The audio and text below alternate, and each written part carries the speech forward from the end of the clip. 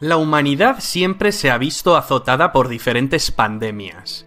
Entre 1346 y 1353 se produjo la mayor pandemia de la historia de Europa, la peste bubónica o peste negra, algo de una magnitud desconocida que solo es comparable con la terrible plaga de tiempos del emperador romano Justiniano, entre el 541 y el 543.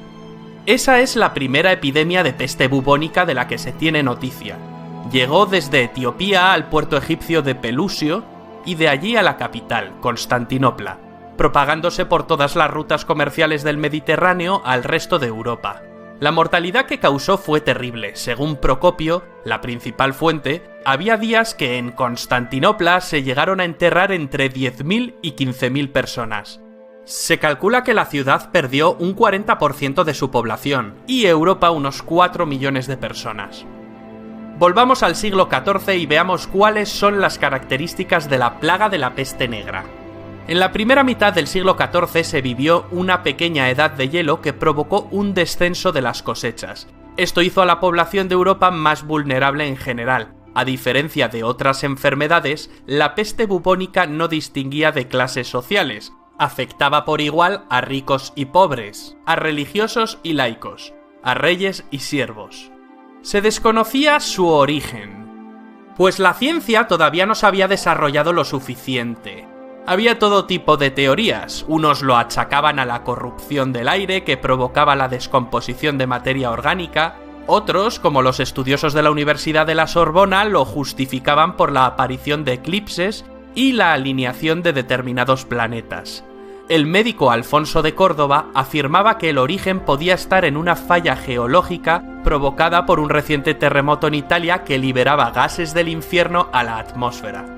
Un médico de Marsella dictaminó que se transmitía por mirarse a los ojos, y los eclesiásticos clamaban desde el púlpito de sus iglesias que era un castigo de Dios por los pecados de la humanidad. La explicación era mucho más sencilla, o no, según se mire. La enfermedad la transmitía un agente infeccioso llamado Yersinia pestis, que afectaba a las ratas. Y las ratas tenían pulgas, que por medio de una picadura transmitían este microorganismo a los seres humanos. Las ratas y las pulgas, en la Edad Media, convivían con las personas en las calles, en las casas, en los barcos. ¿Qué proceso tenía la peste? La peste es una zoonosis, una enfermedad infecciosa que, como hemos visto, pasa de los animales a los seres humanos.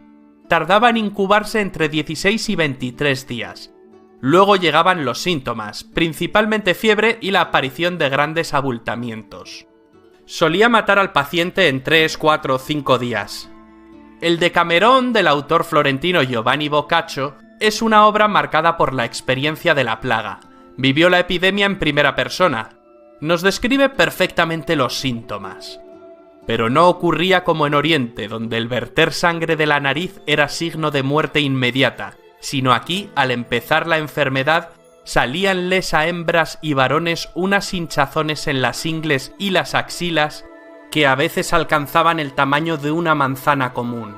Se las llamaba bubas. Iban surgiendo por todas partes del cuerpo manchas negras o lívidas. Surgían en brazos, piernas y demás partes. Y dice Boccaccio que tanto las bubas como las manchas eran signo de muerte inmediata. A veces la enfermedad tenía otras variantes. Por ejemplo, la peste septicémica, que se producía cuando el agente infeccioso pasaba a la sangre produciendo grandes manchas oscuras en la piel. De ahí la otra denominación de la enfermedad, como peste negra. La otra variedad era la peste neumónica, que se producía al pasar la bacteria a los pulmones del enfermo. Tanto la septicémica como la neumónica eran mortales casi en el 100% de los casos. ¿Cómo se propagó por Europa? Se sabe que la peste bubónica se originó en China, donde se cobró la vida de millones de personas. De allí pasó a Asia Central, dominada por los mongoles. A través del flujo comercial de la ruta de la seda llegaría a Europa. El primer lugar afectado fue la ciudad comercial de Cafa, en la península de Crimea. La población estaba asediada por el ejército mongol de la Horda de Oro. Algunos de los soldados de las tropas asiáticas ya venían enfermos. Se dice que lanzaron sobre las murallas trozos de cuerpos de víctimas de la peste con sus catapultas, para enfermar a los sitiados. Los comerciantes genoveses, en cuanto se desató la epidemia en las calles de la ciudad, huyeron en sus barcos llenos de ratas, llevando la bacteria primero a Constantinopla, después a Alejandría, hasta llegar a Sicilia. Cuando llegaron a Génova ya se conocía que traían la peste, y no les dejaron atracar, así que pusieron rumbo a los puertos del sur de Francia como Marsella, y a los de la Corona de Aragón. Y desde esos lugares ya nadie pudo frenar su extensión por el resto de Europa. Muy pocas zonas se libraron del azote de la enfermedad. Solo países como Islandia o Finlandia tuvieron esa suerte. Hay muchas diferencias entre las distintas cifras de muertos que la plaga provocó en el siglo XIV.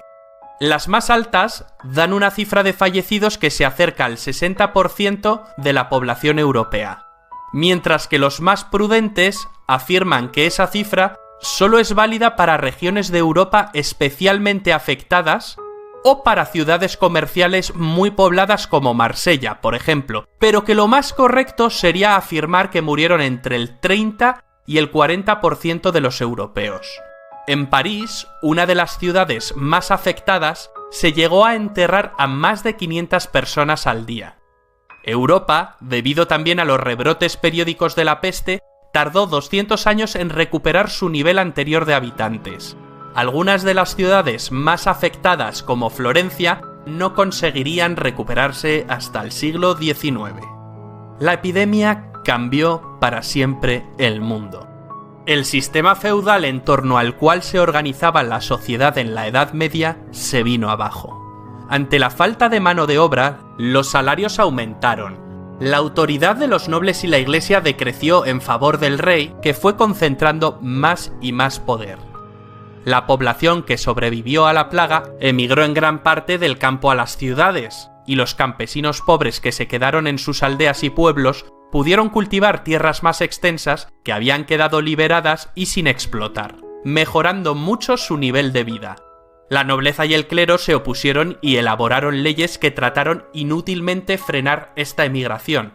También intentaron anular las subidas de salarios, pero lo único que consiguieron fue que el pueblo, tanto en el campo como en las ciudades, se rebelara violentamente. Las cosas no solo cambiaron en el plano social, sino también en el intelectual, en las artes y en la ciencia. Surgen dos maneras de afrontar la peste. Por un lado, aquellos que se entregan a todo tipo de placeres y excesos, sin pensar en un mañana incierto, y por otro, los que optan por todo lo contrario, como por ejemplo los flagelantes, quienes estaban convencidos de que el fin del mundo estaba muy próximo.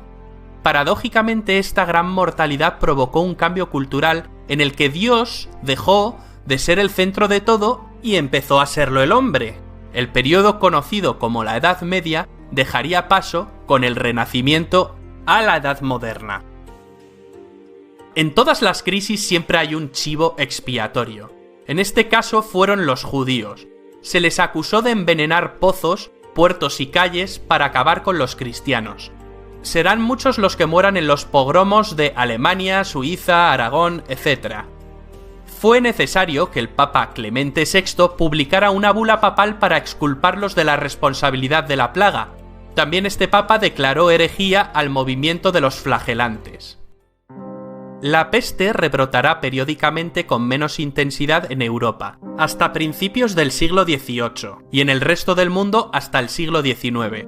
Hoy en día la peste se cura con antibióticos, pero no está ni mucho menos erradicada. En Estados Unidos se han registrado casos en Nuevo México, Arizona, California y Colorado. Se han detectado también casos en África. En el 2017, en Madagascar, donde es endémica, hubo un terrible brote que afectó a casi 2.000 personas y le costó la vida a cerca de 200. De todo lo que os hemos contado, podemos quedarnos con el dato esperanzador de que la humanidad a lo largo de la historia se ha enfrentado a diferentes epidemias y que, aunque a veces haya pagado un precio elevado, siempre las ha superado.